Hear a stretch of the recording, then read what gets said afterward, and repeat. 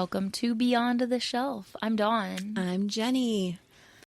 And we are continuing our States. America. Turning 250 years old this year. The last episode, we kind of just generally talked about America. So we have started reaching out to libraries across the country and asking them to share interesting information about their area, their state, their libraries that we are going to share with you. And hopefully have a collection of 50 library cards, one from every state. That's what I'm most excited about. I just think that's going to be really cool. I can't wait till we decide how we're going to display them and everything. I have ideas. It's very nerdy of us, but I know. I'm excited too. We've gotten Illinois, we have New York, Indiana. and Indiana. Is that what we gotten so far from some folk? I know that I have people that I've been in contact with that said that they've sent them or they're putting them in the mail soon. So I think that we'll be getting more. Yeah. Excellent. So we're going to first, we kind of are doing kind of Midwest states. Yes. We just kind of divided up the country into 5 states for each month and a territory. Are we doing a territory this month? We are not. Okay. All right. We're also only doing like 3 or 4 states, I think, Yeah. too. So that's our plan, but you know, life doesn't always go according to plan. So some months we might have 6 states instead, you know, depending on when the information comes in. And that's fine. We're all part of the big melting pot called America. Anyhow, I thought I would start with Ohio. We've talked about Orville a lot, obviously, on this podcast. Sure, yeah. We've even talked about Ohio. So I just looked up some general information. I wanted to find some unique Ohio festivals. Which there are several. There are. So we have ones that are very unique to Ohio, and then there's some that are in other states as well. But Ohio has Twins Day, which takes place in Twinsburg, Ohio. Makes sense. And that is, you know, geared towards people that are twins or multiples. We have a duct tape festival. Did you know about that? I did not. Where's the duct tape festival? It's in Avon. My son went to it. My parents took him when he was like 10 years old. And we have pictures from the duct tape festival. He loved it because he loves duct tape. So, like, what do they do at the duct tape festival? Have a parade, and then they have all kinds of things just made with duct tape. Okay. You know, the costumes and all kinds of things. I've heard of, like, people making prom dresses or suits or stuff out of duct tape. I think the duct tape company, Duck Tape, D-U-C-K, does like a giveaway. A scholarship thing? I think, Yeah. Whoever comes up with the most unique prom costume or outfit. Tape. We have a Bigfoot festival in Hocking Hills. I knew about that one. Yes. I think we have a coworker that went to that, didn't she? I have no idea. I thought went to that. Maybe not. Maybe. We have the Pawpaw Festival in Athens. Okay. Pawpaws are a unique fruit to the Midwest. Yes. And I grew up in Ohio, and I did not know that until I was way older than I should have before I found out. To me, the pawpaw was just a jungle fruit from like the Jungle Book. You know, Baloo the Bear Midwest sings about it. Yes. So that's where I thought it was from. I know. But in Athens, there's a pawpaw festival, and I ate my first pawpaw just this past year. Okay. One of my supervisor brought it in. There's the Woolly Bear Festival. Really? You didn't know about that one? Is iconic. I'm kind of surprised you hadn't heard about that one. I haven't heard of that. I love woolly bears. So that's in Vermilion. Dick Goddard was a newscaster, weatherman for years and years. I think it was CBS, and he kind of started the Woolly Bear Festival. Okay. Yeah, that's a really big one. I did not grow up in Ohio, so I did not know but that. I just thought you might have heard about it. No, I love it. There is the Washboard Festival in Logan. Playing washboards. Oh, I'm like, are they like expertly doing laundry? Doing laundry? No, beating them on a rock. I love that. I can just imagine the like jug band with washboards and spoons. Yes. That sounds awesome, actually. There is a Skunk Fest in North Ridgeville. I've never heard of that one. I hope it's not stinky. I don't know. I can't imagine it smells great. No. Oh, I don't know if I want to go to that one. I think that it explores all kinds of different animals, though, not just the skunk. I am a fan of the critter, though. So, you know, skunks and possums and coons. There is one more festival, which you might decide that we're not going to talk about, and you might just cut it. no pun intended. It's called the Testicle Festival. Oh my God. And it takes place in Tyro, Ohio. And there are multiple ones of those around the country. Do I dare ask for more information on that one? I think you need to be careful when you Google search it. But yeah. I think that they actually, Make it's sure like you're animal on safe mode. It's, animal paraphernalia. And they like cook them and eat them and oh. yeah. So I've heard of like mountain oysters, heavy air quotes on that. Yeah. Is that the idea? I think so. I will not be attending that festival. Me neither. Wow. Nope. Yeah, but it's nice to know there's one nearby in case you ever change your mind. There's a festival for everything in the state of Ohio. Like, I'm over here thinking about, like, how we do Home for the Holidays or, like, the Circleville Pumpkin Festival. I wanted to find fun stuff. But those are fun and different. And isn't it, I think in Shreve, they do, like, Swamp Fest, which is, like, a Bigfoot thing, too. Yep. Yeah. That's close to home, too. I love how, like, every little town comes up with their things. Mm-hmm. My grandma lived in a town called Hayworth in Illinois, and their little summer downtown festival in this, like, 2,000 people town was called the Heydays. That's fun. Yeah. I like that. Might have, like, their, fair rides and fair food and stuff like that. But, like, I love that communities come together for, like, little reasons to celebrate things. So we also have 8 presidents that came from Ohio. Okay. Okay. And we've covered them before. Yes. So I'm not going to bother with them now. We have, Jeffrey Dahmer, I think it's important to talk about serial killer. His first murder took place in Ohio in 1978. We started the whole thing off right here. I think it's interesting that I went from the Testicle Festival to Jeffrey Dahmer. I'm just saying because, he ate body parts. But okay. Wow. So then we also have Charles Manson was born in Cincinnati. I did not know that one. You know who he is? Yeah, I know who he is. I didn't know that either. I'm not real proud of it. So he the was thing is, from Ohio is guy. a very, very large state. There are several large cities, so I think you can get a variety of people from Ohio. Yeah, so when I was doing the research, it said Columbus, Ohio, 500-mile radius from Columbus, Ohio, encompasses 50% of the United States in a 500-mile radius from Columbus, Ohio. Wow. Okay. Yeah. And then I was going to talk about Ariel Castro. He was the guy that had the 3 women captured in Ohio up in Cleveland for 10 years. Oh, right. But I don't want to talk about him. I want to talk about the survivors. Yes. And so the women that survived that were Amanda Berry, Gina DeJesus, and Michelle Knight. And they've all written books, and I really highly recommend them. These women are so strong to survive what they went through for 10 years and were still able to escape. And they have an amazing story. Doesn't Amanda Berry host a show or something She might. Yeah. Yeah. So we also have, we have a plethora of celebrities that came from Ohio. We have, I'm going to name just 3 big athletes: LeBron James, Steph Curry, Simone Biles, all from Ohio. Hey, yeah. Simone Biles is amazing. 3 pretty popular musicians, artists, John Legend, Doris Day, and David Grohl, all from Ohio. One of my personal favorites, not a musician, but an artist / comic guy, Bill Watterson. He is the guy that created Calvin and Hobbes. Oh, He's that's from great. Ohio. All right. And then some of our other celebrities are like Martin Sheen, Patricia Heaton, Katie Holmes, Arsenio Hall, Dean Martin, Paul Newman, Drew Carey, Halle Berry, Sarah Jessica Parker, Steven Spielberg. I mean, he's huge. And then we do have a couple of authors, Toni Morrison. We have a lot of authors. Yeah. We did a whole episode But I was on just that. doing 2 of the big ones, Toni Morrison and R.L. Stein. I think that pretty much everybody that listens to our podcast will have heard of both of them. Yeah, but there are tons of authors, obviously. We have the astronaut Neil Armstrong, came from Ohio. And then... Didn't John Glenn as well? Was he born in Ohio? I'm not sure. Maybe not. I know that there's a NASA headquarters Well, called in Dayton. Glenn. Yeah. Because this relates to Dawn and I's favorite television show. Eric Kripke, the creator of Supernatural, was from Toledo. Yep. And Adrian Palicki, who was in Supernatural, is from Toledo. Jake Abel is from Canton.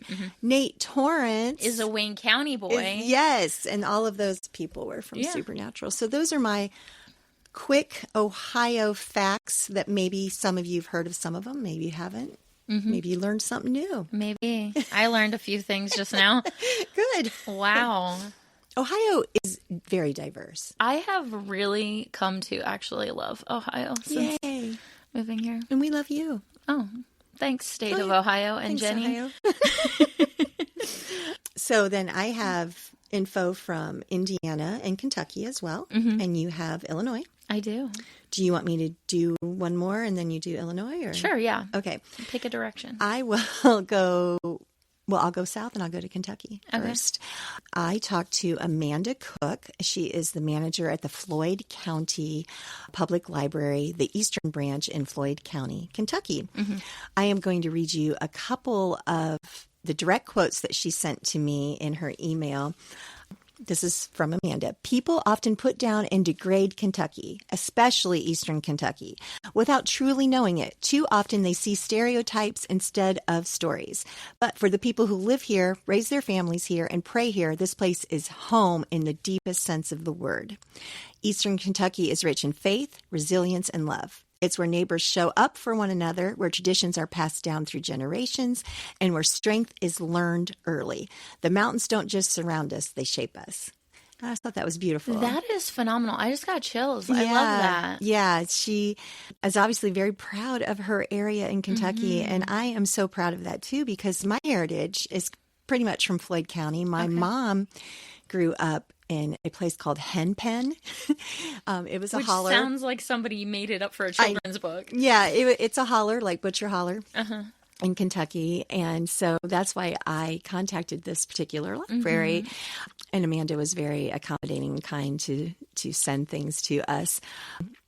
She also put that, you know, Kentucky has shaped music, sports, leadership, culture, and their success didn't happen in spite of where they were from, but because of where they were from. And then she named a couple figures, historical figures from the Appalachian area, Jenny Wiley and Harry Cottle, and they helped preserve and shape the Appalachian experience with the world. In music, Eastern Kentucky and Kentucky roots run deep. So in Kentucky, here's some of the musicians: Chris Stapleton, Dwight Yoakam, Billy Ray Cyrus, the Judds, Patty Loveless, Ricky Skaggs, and Tom T. Hall. She said they carried Appalachian storytelling, faith, and family values into country, bluegrass, and American roots music. And then she said, and it's not just history. Boyd Holbrook is an actor from Prestonburg. He was in the TV show called Hatfields and McCoys. It was a long time ago. Okay. Like 60s maybe? Like, I know who the Hatfields and McCoys are, but I don't know about it. Oh, actually, she said this was a mini-series, so I'm not sure when this was released. She didn't say, but she said he starred in major films and television shows. A local talent, Bo Tackett, is from Floyd County, and he tours and records with Blake Shelton. Okay. So that's pretty big. And then this one, I know you'll find this very interesting because you are a huge boy band fan. Just kidding. She was not. But Kevin Richardson was on the Backstreet Boys, and he's from Kentucky. Okay. She said, oh, this one's a big one. Sports figure, Kentucky icon, Muhammad Ali. I did not know that. Yeah, from Louisville. Yeah. That's so cool. Let's see. And then she said recently there was a show called The 1,000-Pound Sisters and brought national attention to small town Kentucky life, highlighting family bonds, perseverance, and resilience. And then she ends her email with saying, Eastern Kentucky isn't something to escape. It's something to cherish. That's so cool. I love it. I love what Amanda Cook had to say about her area. My family is actually also from Kentucky, but we're more Western. Okay. Do you look down on the Eastern side? Not at all. No. But there are definitely a couple of counties in Kentucky where I can go, and that's where my great-grandpa, and actually, like, they're from doing genealogy, there are cemeteries that I can go to, and like half the people buried there are my ancestors. Yeah. Like, moved to and settled. They going from like the East Coast to coming across and not really going much farther than Western Kentucky. Yeah.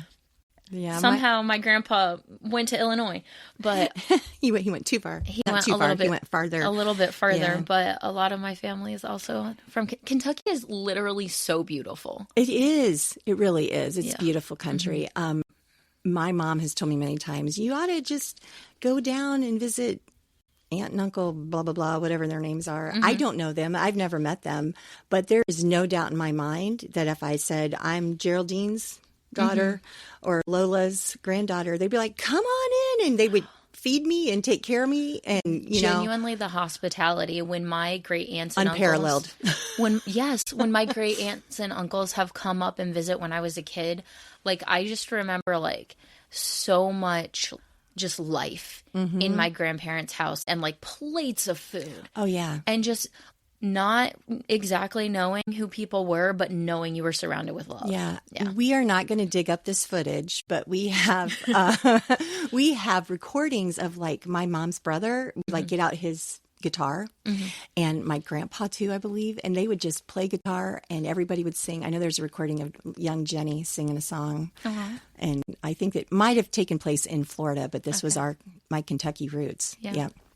Yeah. So tell me what you found out about Illinois. So I reached out to the Bloomington Public Library, which would be my hometown library. Yes. I do have some memories of going there when I was young. The like entryway, they had cobblestones, and they've remodeled a couple of times. So I emailed with the local history librarian at the Bloomington Public Library. Her name is Sarah, and she did say that they've had a couple of remodels, but they were after I moved away in 2005 and in 2022. So I don't know if they still have like the cobblestone entryway, but I just remember walking in and like the lobby was huge, and then the circulation desk was so tall that like little me couldn't look over it. And I think that gave me like this lofty view of librarians because of So that. cute. And then you would go off to the left and it was the children's department, and they had like this big fake tree in there, and you could like climb in these tunnels, and there was a little slide, and I remember playing Oregon Trail on the computer. Yeah. Even when I was a little bit older in high school, going into the adult section and actually using the microfilm machines with my stepdad at that library. But since they've done a couple of renovations, I don't know what it looks like now. I haven't been back. But Sarah sent me so much information about Bloomington and about their library. So Bloomington is located basically dead center in Illinois. There's let's see, Interstate 39, 55, and 74 all converge, as well as US Route 51 and State Route 9.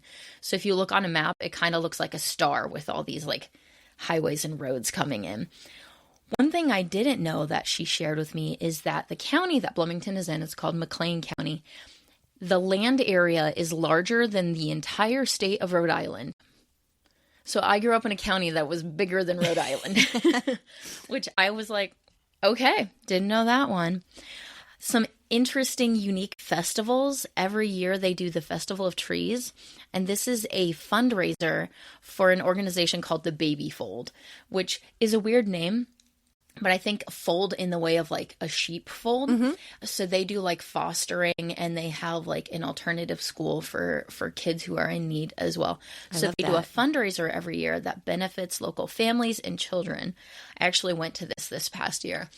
And what they do is they have entries from people all over the city who decorate Christmas trees and wreaths and do like holiday decor uniquely, and they auction it. And so, like, there might be an entire tree that's, like, gingerbread themed. Yeah. There might be another tree that's, like, Nike themed. Like, pick something and people do. And they also do, like, little gingerbread houses. And, like, you can vote on which one you like. And the gingerbread houses, some of them might be decorated by adults. Some are by, like, Boy Scout troops. It's a very cool thing. There's also the Illinois Shakespeare Festival, which is a professional repertory company that produces main stage productions. They're free, family-friendly performances, and there's all kinds of community events that they do. So that's something I actually never went to, but I always remember like seeing the advertisements and stuff for as a kid. Don't you find like wherever you grew up that you don't take advantage of the things oftentimes that are offered and you don't realize it until you're older? Right. That, oh my gosh, I could have been doing this my whole life. Yeah. I lived here for 18 years and I never did XYZ. Yeah. Yeah. One thing that I don't remember ever doing was going to the circus. And apparently Bloomington has rich ties to the nation's circus history. Cool. So it's been dubbed the world capital for aerialists by the local paper.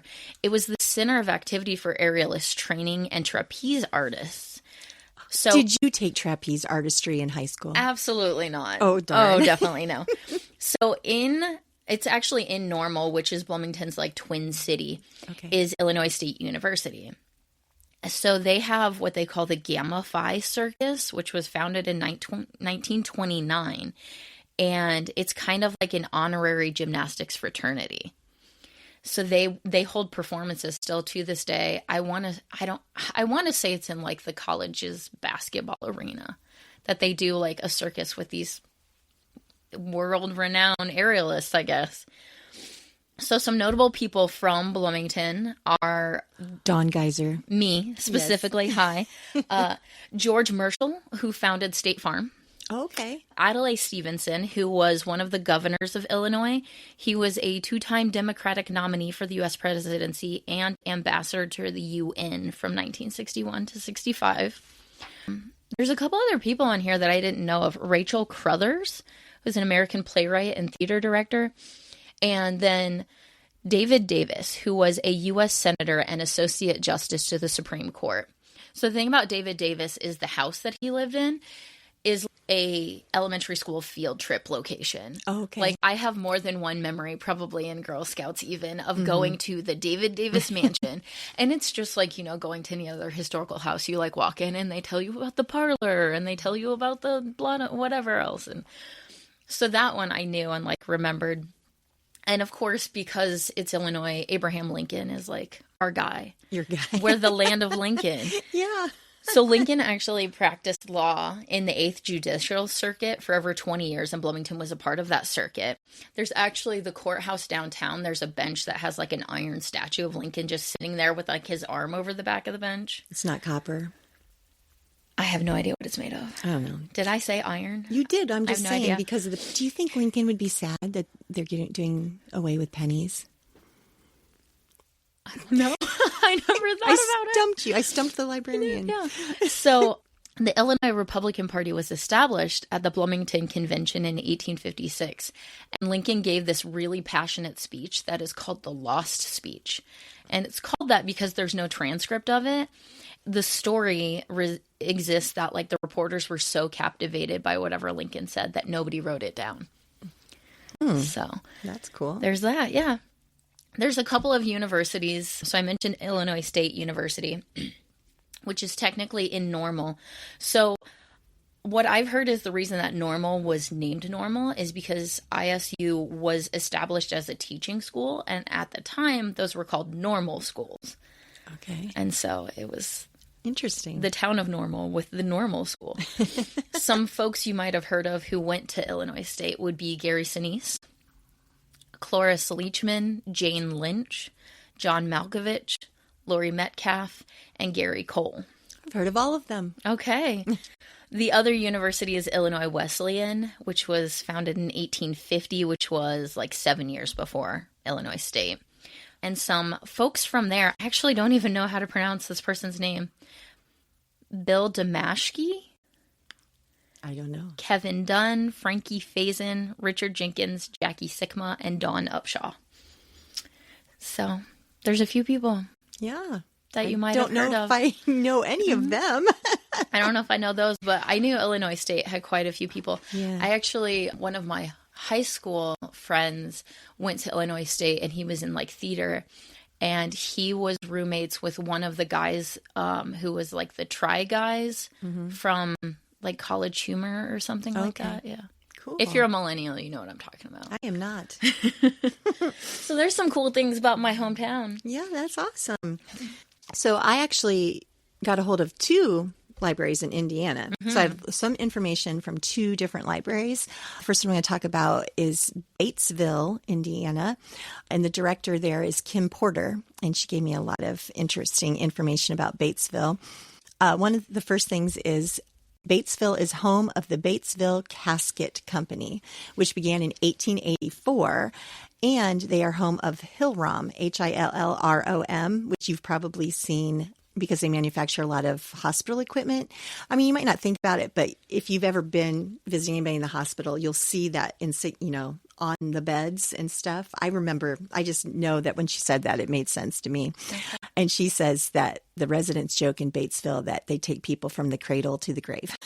So, because they were born at the hospital and then they have the casket company. All right. Some of their claim to fame are the Herbert brothers, Joe, Dave, Matt, Josh, and Pete.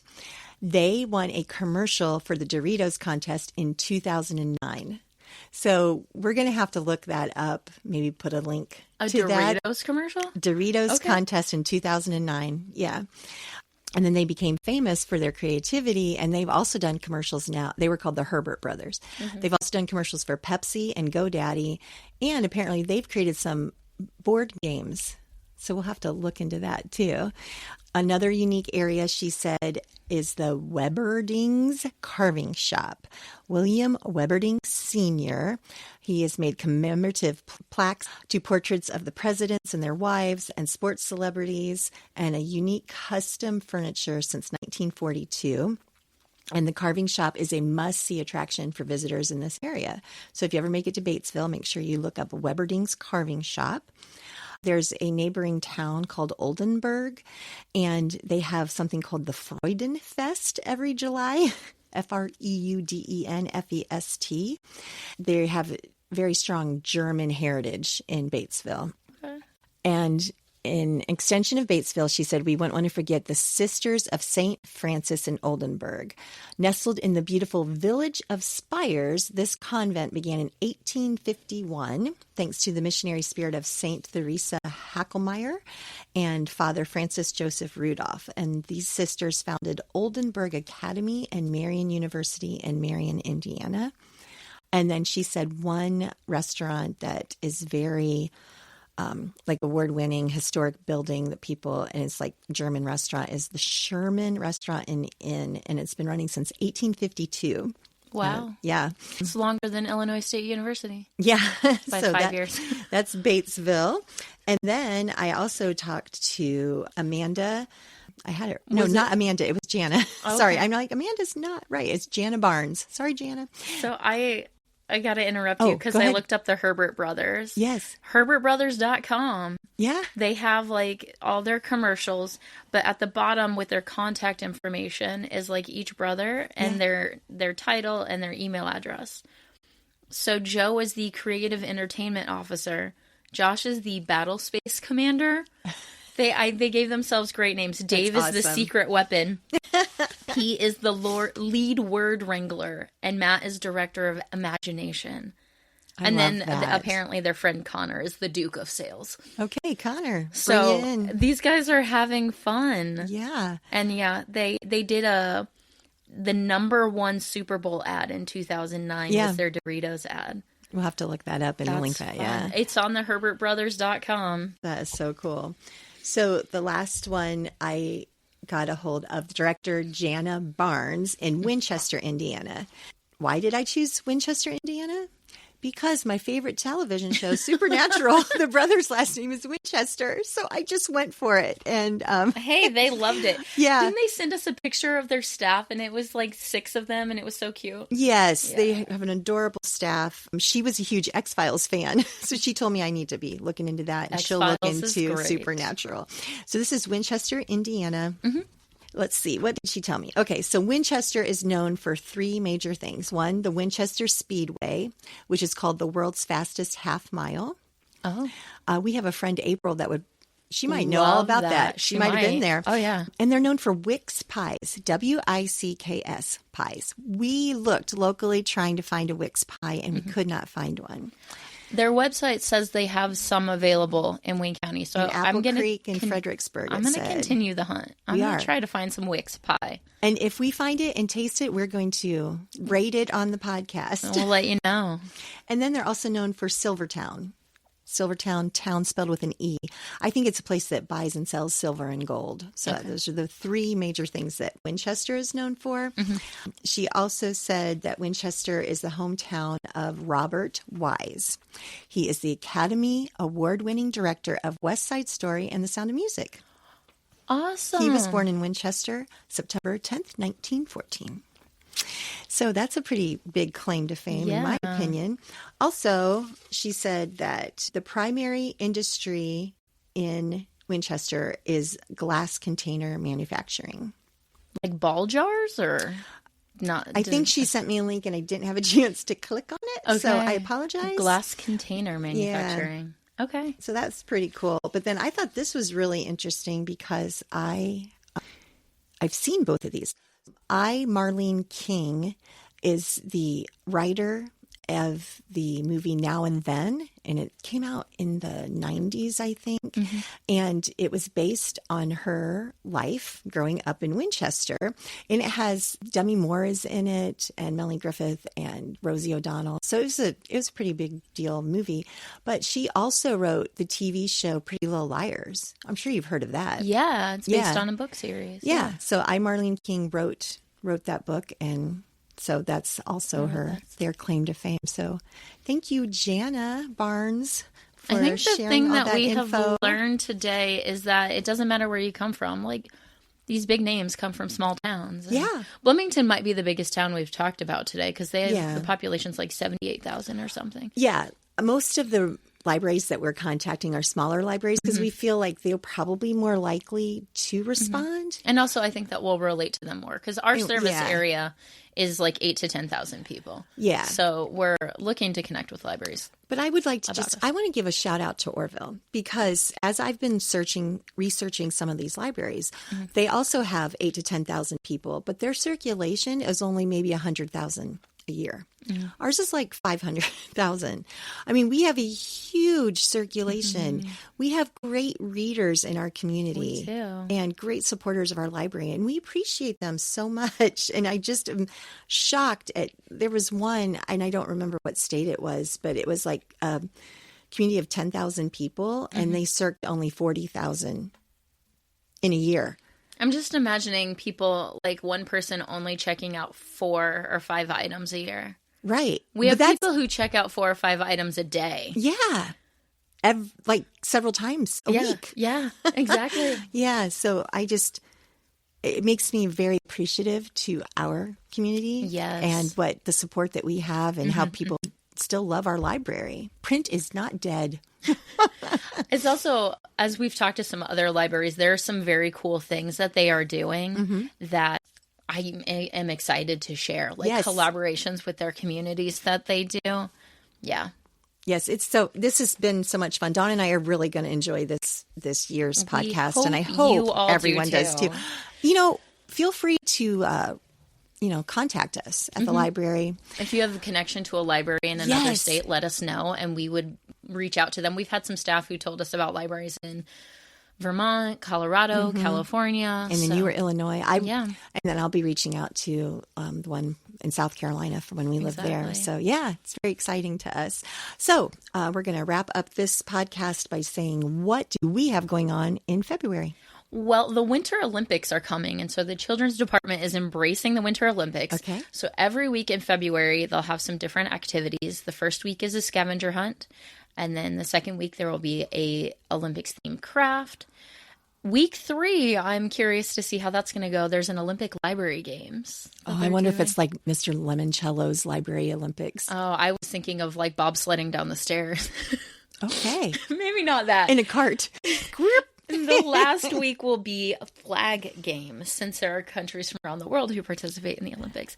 So that is, with the Children's Department, some Olympics-themed activities. February 9th through the 14th is the Bestie Buttons Week. Bring a picture of a friend or a pet. So, like, Should it be a friend, like you and your friend together, or you and your pet together? Or just your friend if you want to make a button of your friend to wear. Or a pet this week, and you can turn it into a 2-inch button.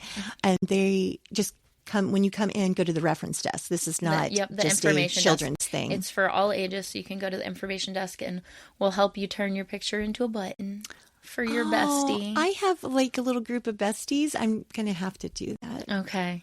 Yeah, that's so much fun. They're like, I'm not wearing your picture. You're 55 years old. You don't play t-ball. Are they really your besties if they won't wear your face on a button? I'm not going to wear their face on mine either. It's just kind of fun. On Thursday, the 12th, book club will be meeting again at 10 a.m. and 6:30. They are reading The Horse by Willie Vlodden, which is not the Geraldine Brooks horse book. It's a different horse. Obviously, because it's 2 different authors. It is. And 2 different horses. I assume, unless this is one special horse. Maybe. You'll have to read The Horse by I've Willie never Vlodden read either and of find them. out. And I never read Seabiscuit either. So. Oh, me either. Okay, the teens cook. So this is like a teens cookbook club? Is that what No, it's not a cookbook club. It's just the teens cooking. Oh, again. teens cooking. Okay, and you're doing mug cakes. Oh, I've done those before. Yeah. Yeah, they're They're super yummy. fun, And yeah. it's nice because then it's just a nice little sweet treat. And you're not tempted to eat a whole pan of brownies. You just got a little mug. Just make your mug yeah. cake and you're all good. Registration's open now, and that is going to be Friday the 13th. Ooh. Spooky cakes. So the weekend from Friday the 13th through Monday the 16th is the Great Backyard Bird Count. So this is something that happens nationally that you can participate in. Over the weekend, you can spend some time, as little as 15 minutes, watching for birds, and then you record what you see. And you can record that in either the eBird or Merlin app, or you can just write it down and then bring your list to the library to be entered for a bird theme prize. And then you can bring your list all the way through February 24th. And then along with that, if you want to watch for birds with other folks, on Saturday the 14th, you can meet out at Johnson Woods at 9 a.m. That's on Fox Lake Road, I believe. Downton Fox Lake. I think. Weather permitting, and of course you want to dress for the weather because it is February. They'll also have a representative from the Ohio Department of Natural Resources to join, and just going to be watching for birds, listening for birds, and walking on the boardwalk at Johnson Woods. And that's on Valentine's Day. It is. You can make. Do you think there'll be any lovebirds out there? Aw, maybe. Oh, maybe. Maybe not. Oh, and the preschool lab is continuing, and that's going to be on Wednesday, February 18th at 1:30. But it goes from like 1:30 to 4 something, and it's just a walk-in open house. Exactly. And that's for ages 2 to 5 with lots of fun activities and hands-on things for them to do. Kind of starting to prepare for preschool and kindergarten. Exactly, yeah. And if you have a bigger sibling, they can also come with and do those good. activities. Mystery Mondays continues on the 23rd at 6 p.m. The theme is The Plot Thickens. So there is a book called A Hunger to Kill by Kim Mager that you can read for that Mystery Monday.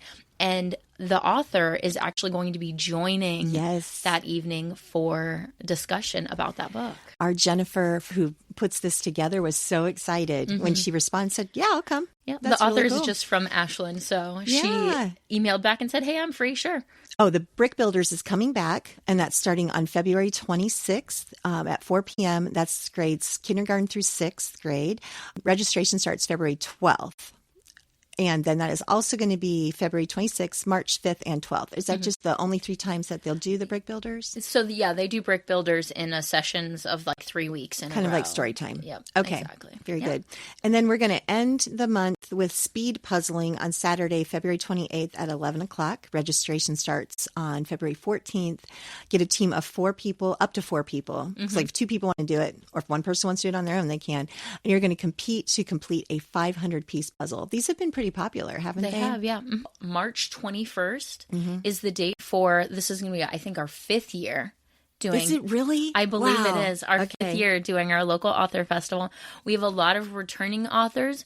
We've got a good number of new to us authors, all age ranges as far as like the books And so it's going to be a great time. And I think we're going to have some food trucks and coffee. And we'll be interviewing the new authors. So that will be just a special release. Yes. That won't be part of our America. Yep, that'll be a special release episode in April with our new authors at the local author festival. So put that on your calendar, March 21st. Yes. It's a Saturday. All right. Well, this year is shaping up to be a lot of fun. I'm excited, especially as we're hearing and talking to these other libraries across the country. It's so much fun for us. Like Dawn said, if you have a connection with any library, any state or territory, let us know and we will try and get in contact with them. Yes. We'll see everybody at the library. Thanks.